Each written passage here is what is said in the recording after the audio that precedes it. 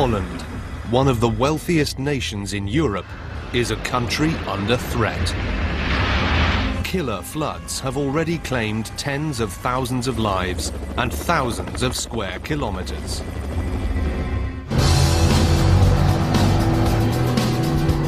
But the Dutch are fighting back, building a series of unique and complex megastructures designed to shut out the sea. Together, they are the biggest, most sophisticated flood defences ever built.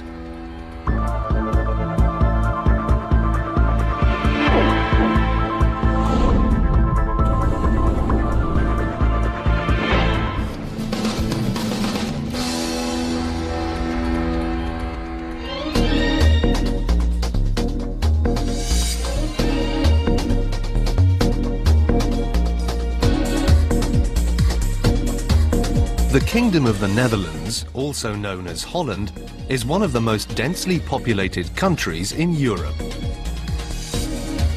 It's also the third biggest agricultural exporter in the world. Land is precious here. The wealth of historic Amsterdam and the status of Rotterdam, the world's largest port, have put Holland on the map. But the Dutch are living life on the brink.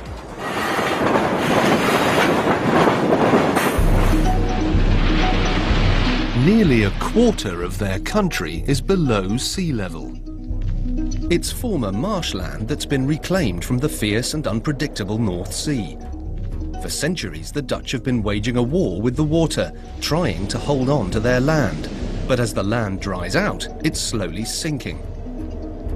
At the same time, climate change means sea levels are rising. Today, the frightening fact is that there's no Western nation more at risk of a watery wipeout than Holland.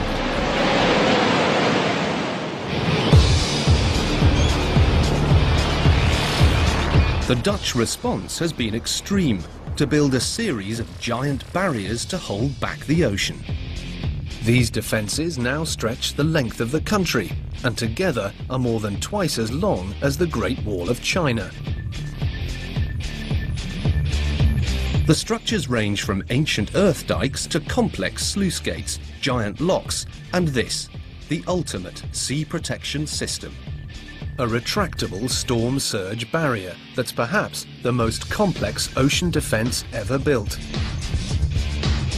The gates are each almost the size of the Eiffel Tower. When the computer senses danger, 15,000 tons of steel swing shut on the largest ball joints ever made. Without these massive feats of engineering, Holland simply wouldn't exist today.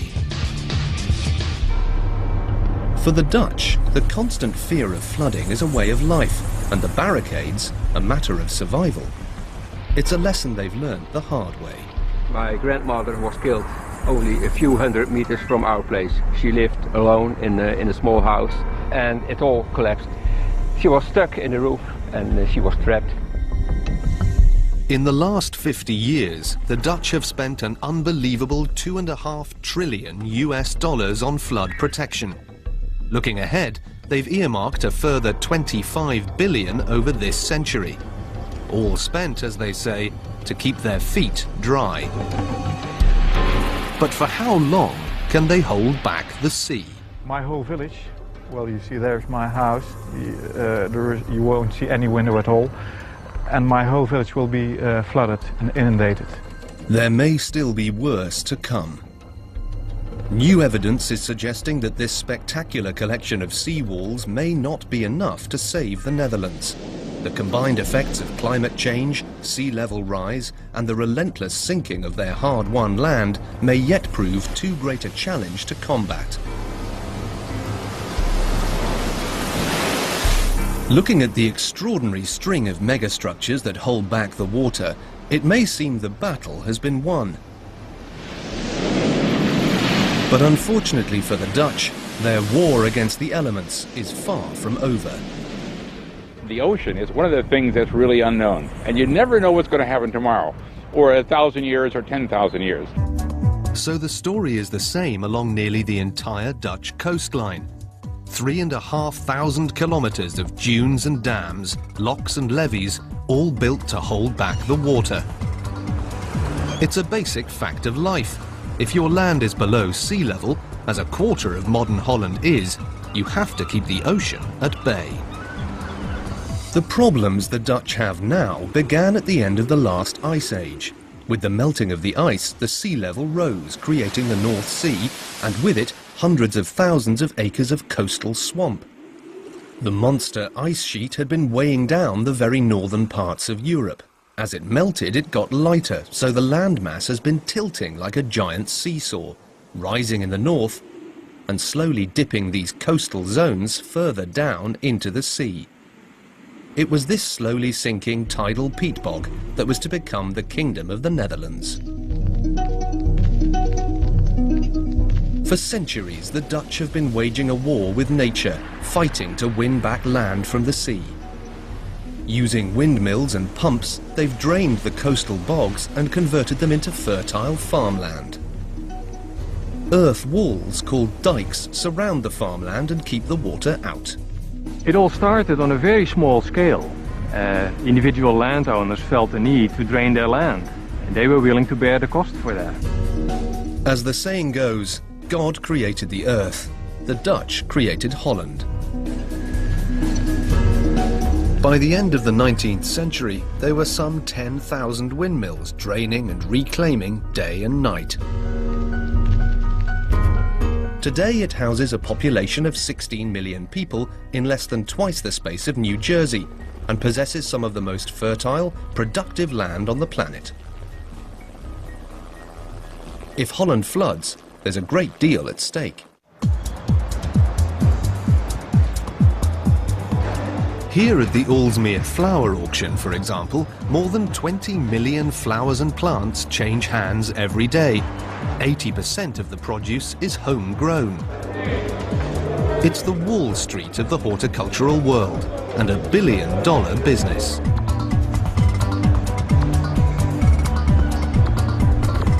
And it's the same story in every corner of the Netherlands. Rich, fertile soil, flat, farmable land and easy, efficient water transportation means business is booming, making this tiny country the third largest agricultural exporter in the world, with the busiest seaport on Earth. But for the Dutch, the frightening fact remains that their land is borrowed from the sea. Much of it didn't even exist a few hundred years ago, and most of it is anything up to 6.7 meters below sea level, enough to drown a two-story house. And the water is always threatening to come back. Without the constant draining and massive protective seawalls, this agricultural Eden wouldn't exist today. But unfortunately for the Dutch, becoming the masters at draining land has only added to their flood nightmares. It's been discovered that the drained land sinks 50 centimeters in the last century. Constantly removing the water means the peat and earth dries out, and as it does, it shrinks and sinks. So the irony is, the more successful you are at draining your flooded land, the lower it gets, and the more at risk from flooding. If the land sinks, then you have to pump more and more water out in order to maintain dry feed. The 5,000 kilometers of rivers and canals have strained to contain Holland's water flow across the centuries, but the future looks wetter still. The forecasts predict that the amount of water coming at the Dutch from the sea, the rivers and the sky is only going to increase. For the future we expect more intensive rainfall. At the same time we expect higher sea levels. And higher seawater levels plus more wind will mean more attacks on the flood defenses. With over 2,400 kilometers of defensive dikes under attack, collapses happen. January 1995, and it's raining long and hard across Europe. By the 1st of February, 250,000 people, 300,000 cattle and 1 million pigs have been evacuated. Not only is it a disaster for the Dutch victims, who simply can't get flood insurance, but it shatters any confidence that the nation is now safe from the water. Controlling the rivers and blockading the sea is a complex battle against the forces of nature, one that the Dutch have been fighting for generations. With each disaster, their ingenuity is tested, and technological possibilities are pushed to the limit. Devastating floods a century ago prompt the construction of a 30-kilometre-long dam, built against the odds using sheer brute strength.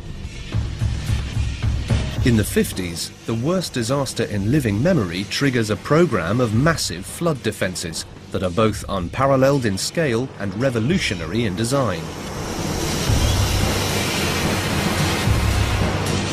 Today, as the rising waters threaten once again, the Dutch face the prospect of a future in which they must either sink or swim. The next generation of megastructures could be whole cities that take to the water instead of fighting it.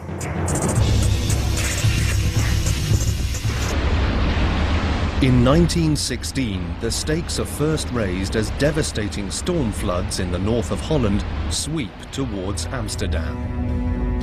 They wipe out everything in their path, destroying crops and decimating livestock, just when the First World War is already creating drastic food shortages. If you don't drown, you'll starve.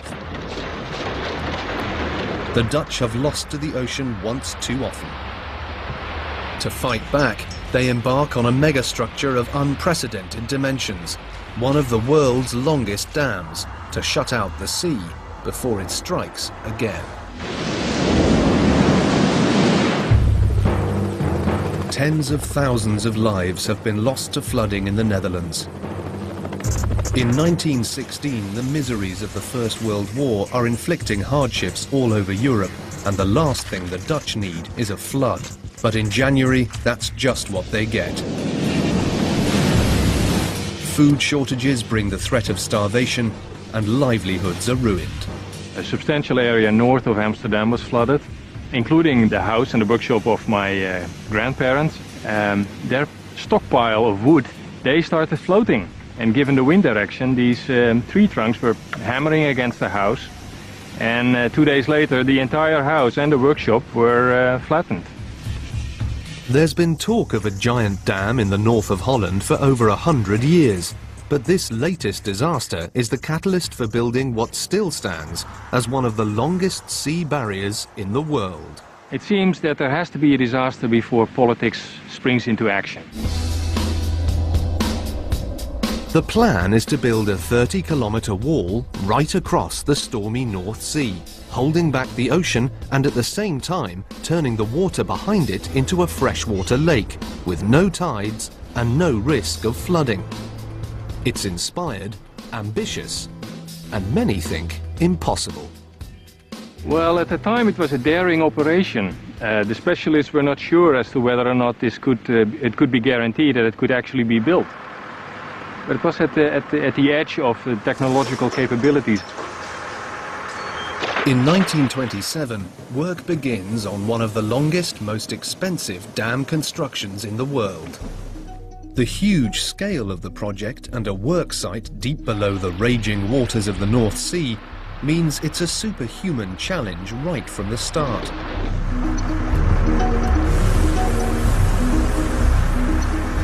First, the basic building materials must be gathered. These consist of sand, clay, and rocks.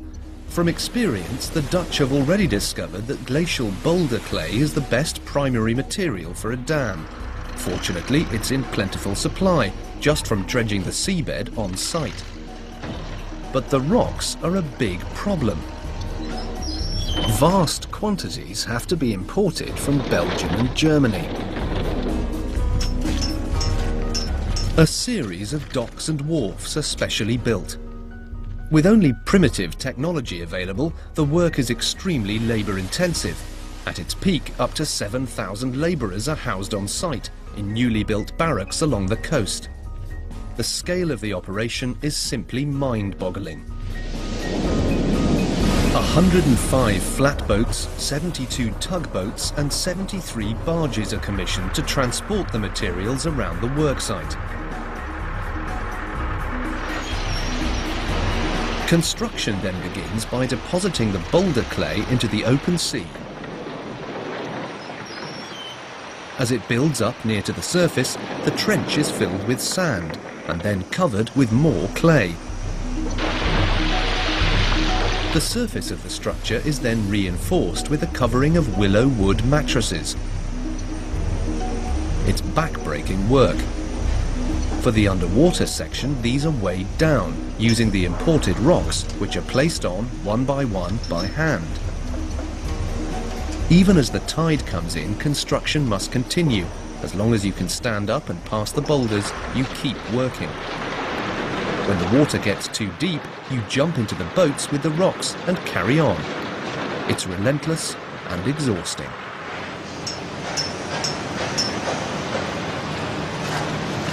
Using sheer force of will and a great deal of sweat, the closure dike grows across the North Sea.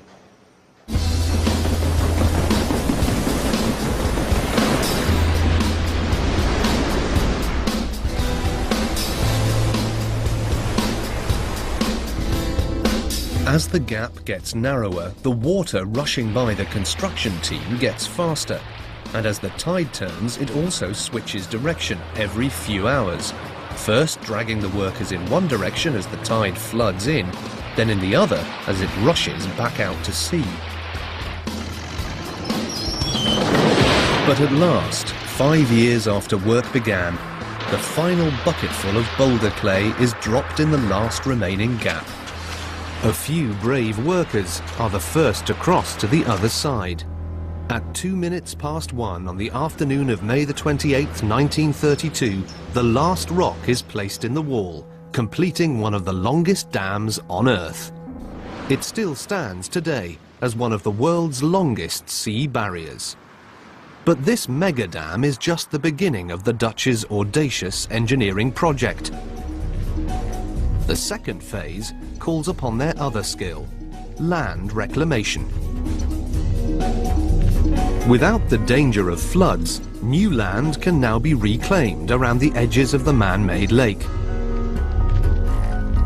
Within 36 years of the barrier being finished, they've reclaimed an incredible 1,600 square kilometers. With an awesome dam in place across the north of their country and plenty of new land, you'd think the Dutch could relax. But down south in the delta, things are not as they should be, and out in the North Sea, trouble is brewing. Early 1953, and in the depths of a stormy winter's night, the biggest catastrophe in living memory is about to unleash.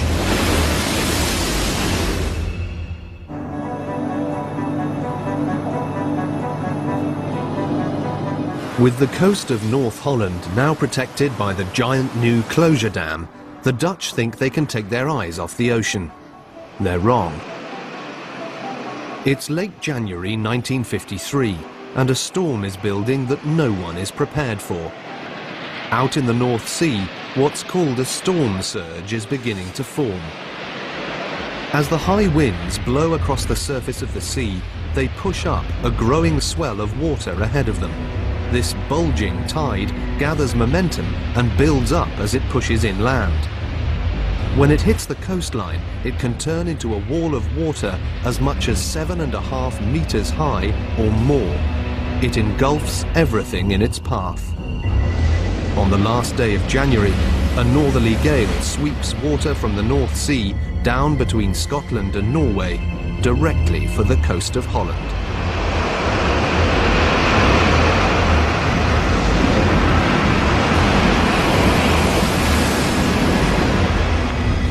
It's the beginnings of a disaster that will spawn the biggest flood protection system in the world. Nico Poortvliet recalls the events of the night only too well. I was a 4-year-old boy. In the middle of the night, people came to our house and they cried, "Hey, get out of there, it's dangerous."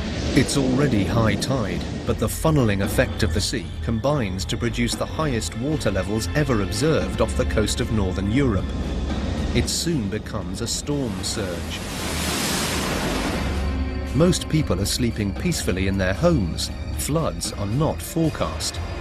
As the storm surge slams the length of the southern coastline, it proves too much for the ancient, weakened barriers, and the full force of the North Sea erupts inland. The dike collapsed and the water came as a rolling thunder in the dark up to us. And the only thing we could do, my dad could do, was go back into the house. It made a hole in the roof from inside so we could get out. And there we sat there for, well, let's say 6-7 hours. 67 dikes are destroyed, breached in 400 places. The sea penetrates many kilometers inland. Over 200,000 livestock drown in the wave of water that sweeps through the countryside. It was of course horrifying, because when they sat there, they saw dead cows and dead pigs flowing along. It's all very, very horrifying. As the icy floodwaters rise, people have no way to escape from their houses. My grandmother was killed only a few hundred meters from our place. She lived alone in a small house. She was stuck in the roof and the house collapsed and she was trapped in. 1,835 people are killed, trapped in their homes or drowned trying to swim in the freezing floodwaters. 72,000 people are evacuated, thousands are left homeless, and many livelihoods destroyed. It's months before the last breach is closed, but it's clear that Holland's simple old defences can no longer protect the country from disaster.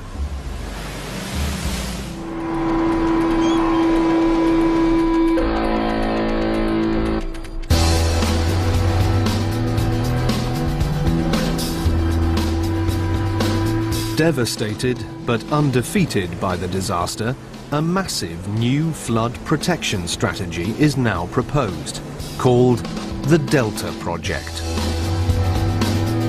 It's an incredibly ambitious concept, to build a string of defensive sea walls that block off southern estuaries.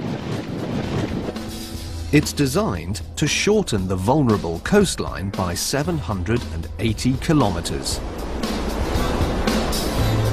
And shut out the sea for good. A series of concrete seawalls are built to plug the vulnerable inlets. But 14 years into the mega build, a devastating discovery threatens the existence of the whole project. The sea life behind the new barriers is dying out. Blocking out the ocean shuts off the saltwater flow and wipes out the marine wildlife. It's also killing the highly profitable fishing and seafood industry. This can't be allowed to happen. Locals and the fishing industry take to the water in an environmental protest. For an engineering project of this scale to change direction halfway through is virtually unheard of. But the existing plans are scrapped and a daunting new challenge thrown at the designers. Produce a flexible barrier, one that can shut off the storm surge at any moment, but still allow the 1,100 million cubic meters of water to flow through the tidal estuary each tide. The solution is as simple as it is revolutionary. The traditional solid dam is abandoned in favour of the new groundbreaking concept of a raised storm surge barrier. It's a system of 62 steel gates strung between huge concrete support blocks. Normally the gates are open and the water can flow freely in and out. But when a storm surge threatens, they can be lowered at the touch of a button, and the land and people behind them kept safe from flooding. The environmentalists, the fishing industry, and the survivors of the '53 storm flood all welcome the new high-tech answer. In 1979, the complex construction challenge begins. The barrier needs to stand perfectly stable in the high-velocity currents and on the shifting sands of the seabed. Using a giant flume tank, extensive tests are carried out to calculate the wave forces it will be subjected to, because any significant movement in the structure could upset alignment and cause the floodgates to jam, rendering the barrier useless in the face of a deadly storm surge. The old technique of using woven willow to secure the underwater surfaces is the inspiration for a new high-tech solution. Giant plastic mattresses are filled with gravel, then unrolled along the length of the sea wall using specially built barges. The result is a 36 centimetre thick, 200 metre wide layered carpet, creating a smooth, solid foundation for the new barrier. Next, they must create piers strong enough to allow the 62 huge steel gates to be strung between them. These have to bear a weight of up to 500 tons and the infamous and unpredictable storm surge. These 12-story hollow concrete monoliths are the solution, combining strength with buoyancy. Built in a specially constructed dry dock, each one takes a year and a half to produce, with over 30 piers being constructed simultaneously. When they're finished, the dry dock is flooded in order to float all 65 piers into position. Each one must be guided to its final resting position to within a few centimetres of accuracy. Once positioned, the pier is lowered onto the seabed. Then, the hollow piers are filled with sand and fixed firmly in position with 5 million tons of rock, all carefully placed to ensure total stability. The 62 movable steel sluice gates can then be lowered into position. They're each individually made to fit the exact profile of the estuary at each point along the barrier. The largest gates in the deepest water weigh in at almost 500 tons each. Once the barrier is complete, the final touch is the addition of a roadway deck that joins up the coastal islands with a new highway.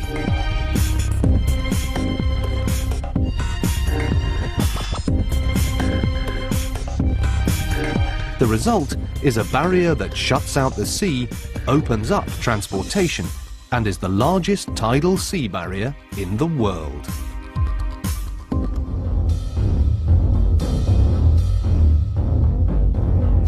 But now climate change is rewriting the rules. The prediction is for larger storms more often.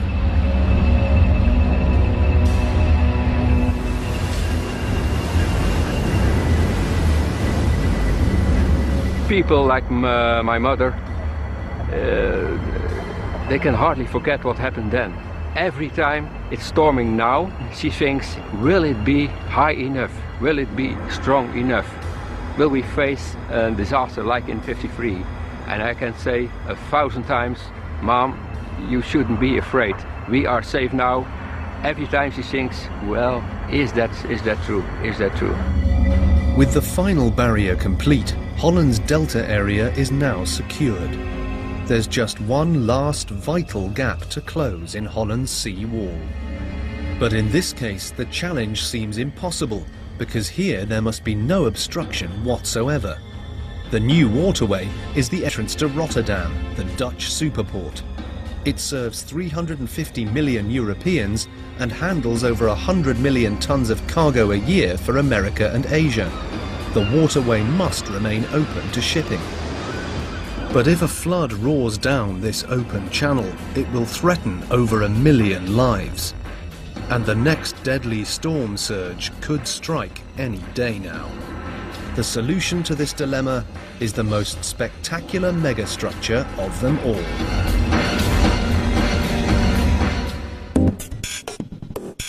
These extraordinary-looking constructions are Holland's latest megastructure. At nearly 300 meters long and 22 meters high, they're the answer to a problem that seemed to defy solution.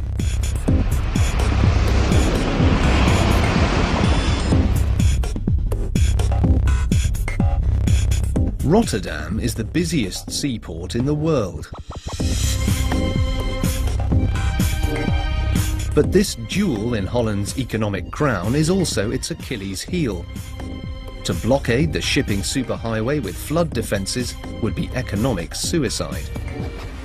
But if a storm surge sweeps up this 360-metre wide channel, it will threaten Holland's industrial heart and place millions of lives at risk. So how, on such an enormous scale, can you stop a storm surge racing in from the North Sea without stopping the ships? Yet again, the Dutch have come up with an extraordinary megastructure that's turned the heads of the engineering world. So they came up with the idea of some large floating structures that could precisely be floated in place and locked in place on really a moment's notice.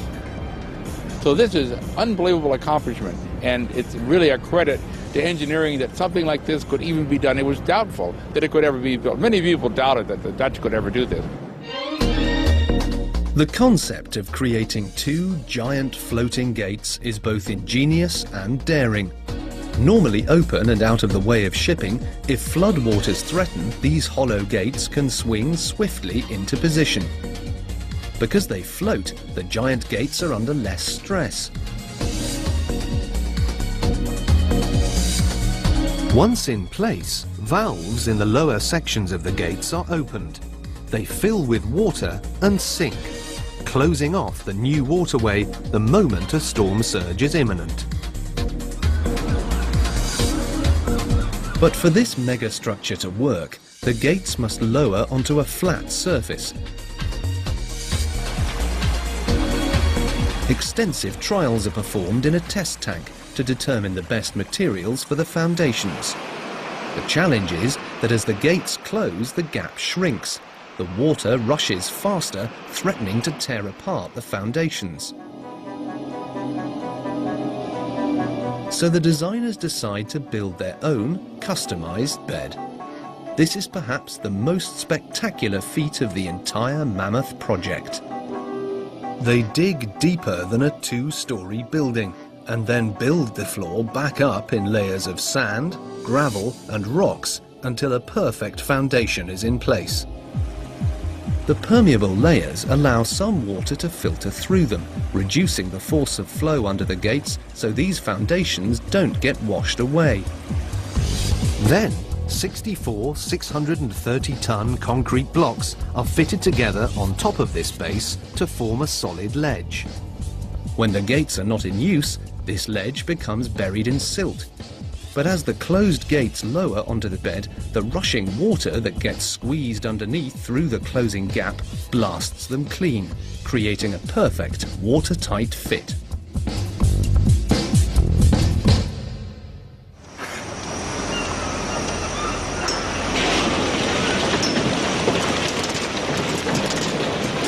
With the design determined, construction begins on the mammoth project, with teams working around the clock to complete the crucial defences. The bases for the gate's hinges are critical to the structure.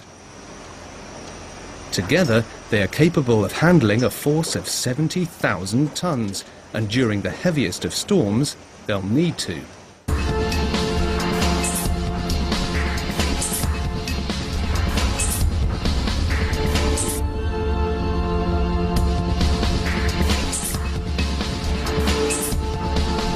The ball joints are cast in one of Europe's largest steel foundries. 10 meters in diameter, not only are these the most exact ever manufactured, they're also the largest. Each one is a structure the size of a house, built with the precision of a watch. They arrive at the barrier by sea. and are fitted into their colossal concrete bases.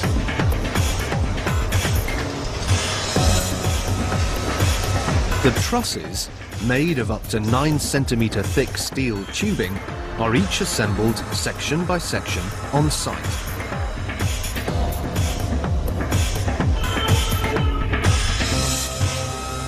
It takes 160 hours to weld each joint, with the work done in a controlled environment inside protective tents to avoid any contamination of the welds.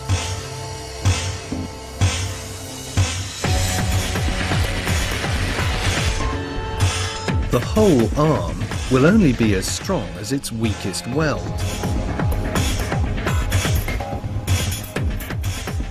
When finished, each gate is almost as long as the Eiffel Tower. These 300-metre-long arms are the final part of the most complex sea protection system ever built.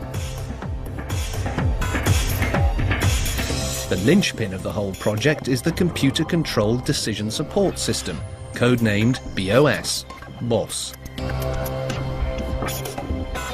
Only this computer can decide if the gates are to close. It receives constantly updated weather and wave height information from ships at sea, remote buoys and weather stations.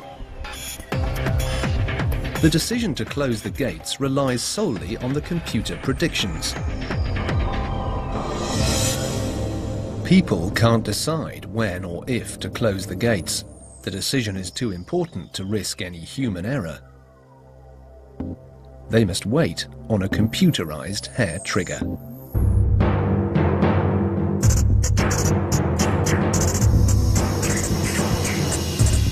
In 2002, the gates get their biggest test yet.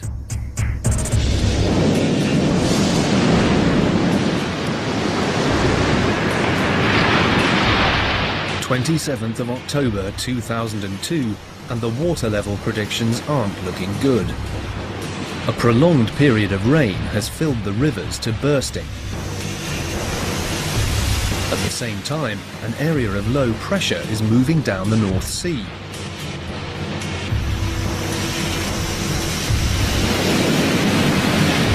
BOS, the automated barrier closing system, is predicting a sea height 3 meters, almost 10 feet, in excess of the maximum safety level. It's red alert time. BOS automatically triggers the barrier closing sequence. At T-4 hours, a warning goes out to all shipping. At this time, the dry docks where the gates normally rest begin flooding, ready to float them out into position. T-2 hours, all shipping is halted. If you're a vessel in port, you stay put. If you're out at sea, good luck. At T0, the gates should begin to close, but this time, they don't.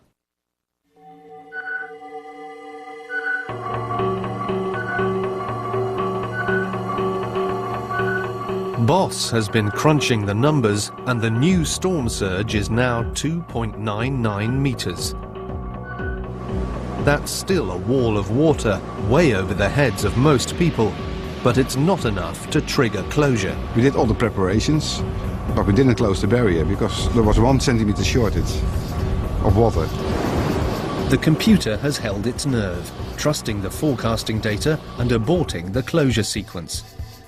The reason it's left entirely to a computer is that a human being, particularly one with a family or home the other side of the barrier, might act differently. If you think the water is that high that your house is going to flood, you close the barrier. Computer don't. The shipping companies, the lifeblood of Rotterdam, are happy that an unemotional machine decides whether or not to shut down their main waterway. The barrier management put their trust in BOS. If the worst should happen, a storm surge will be halted and the people and businesses behind them protected. So with the last opening in Holland's North Sea wall now closed, surely it must be time to relax. Finally, are the Dutch safe? The answer, yet again, is no. In the latest cruel twist, climate change and sea level rise are now threatening everything the Dutch have done so far. But once more, the response has been extraordinary.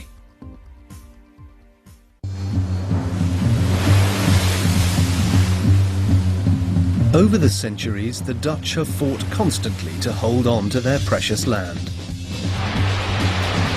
In the face of each new disaster, they've developed sophisticated and groundbreaking solutions to achieve a string of incredible engineering feats. Without this North Sea wall, the Netherlands would be around half the size it is today. The massive Delta Plan has reduced the risk of severe flooding to a mere once in every 4,000 years.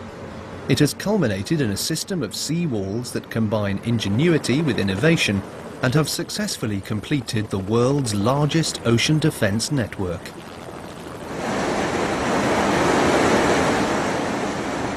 With the last barrier now in place, Rotterdam and its hinterland are protected behind the most spectacular megastructure of them all. But change is in the air, and for the Dutch, it's not good. Their country has been swallowed by the sea before, and the melting of the ice caps is raising sea levels all over the world again. Climate change is whipping up more violent storms. As rainfall increases, now Europe's rivers are filling to bursting and creating a new risk of flooding. The barriers built to shut out the sea won't work inland, so the Dutch have a radical plan to stay in control.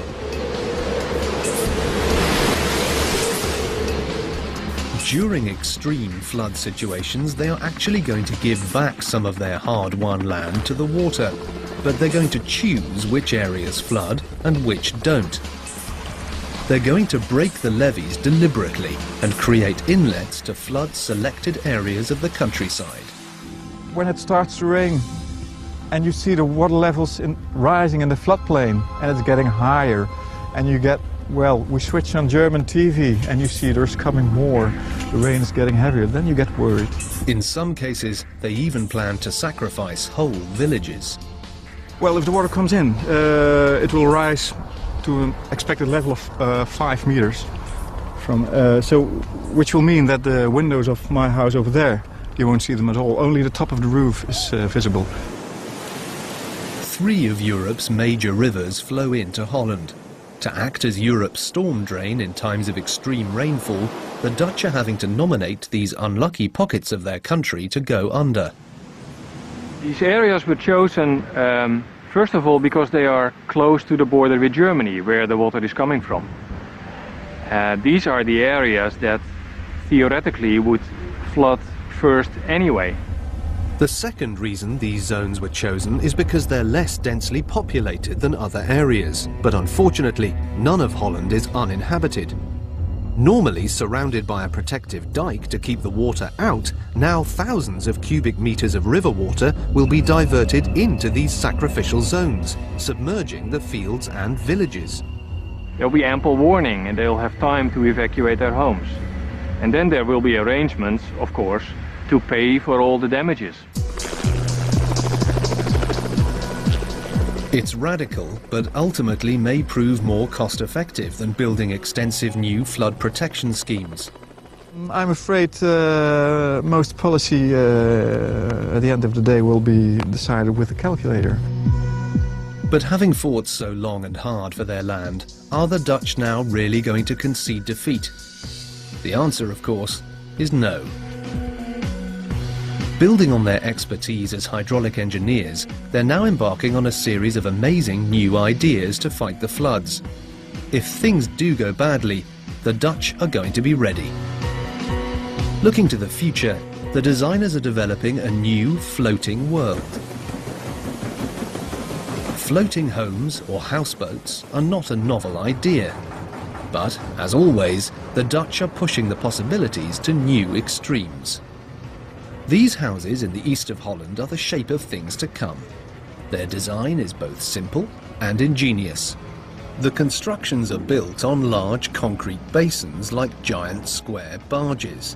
These are loosely attached to mooring poles that allow the houses to rise and fall with the water level.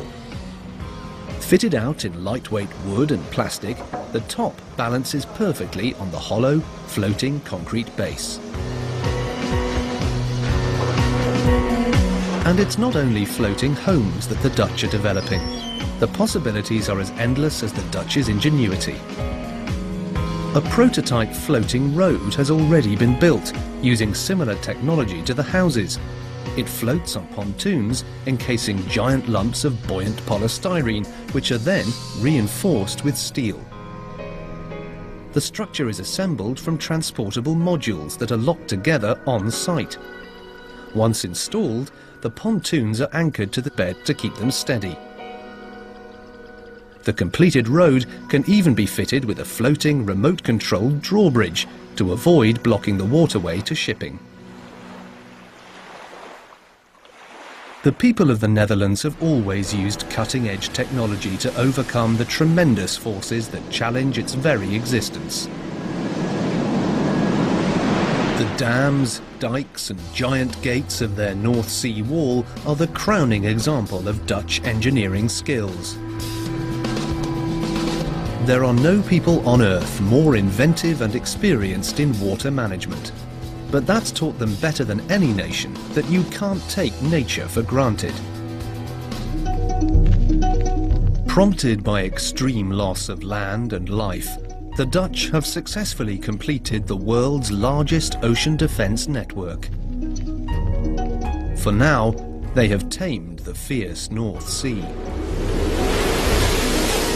They have shown courage and ingenuity, but perhaps the greatest lesson they've learned is that when you compete with nature, you shouldn't always play to win.